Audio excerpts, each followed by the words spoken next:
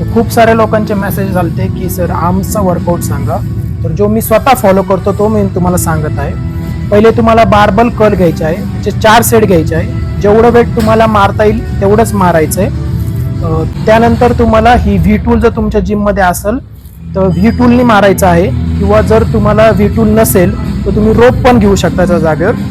V टूलनी तुम्हाला 4 set घ्यायचे आहे आणि याच्यासोबत सुपर सेट मारायचा आहे तुम्हाला. व्ही टूलनी मारून झाल्यानंतर तुम्हाला तीच व्ही टूल फ्रंटनी घ्यायची आहे आणि फ्रंटनी त्याचे 4 सेट मारायचे आहेत. 12-12 रेपिटेशन घ्यायचे आहे. ते टोटल तुम्हाला त्याचे 4 सेट करायचे आहेत. याचे 4 सेट झाल्यानंतर तुम्हाला हॅमर कर्ल घ्यायचे आहे.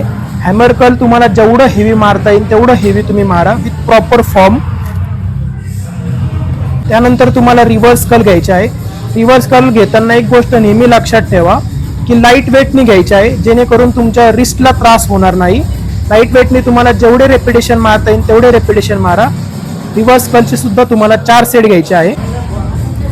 आणि लास्ट फायनल तुम्हाला डंबल कर्ल घ्यायचे आहे. डंबल कर्ल घेताना एक गोष्ट नेहमी लक्षात ठेवा की थोडेसे तुमचे हात थोडे वाईडली ओपन करायचे आहे, बाहेरच्या साईडला थोडेसे ओपन करायचे आहे.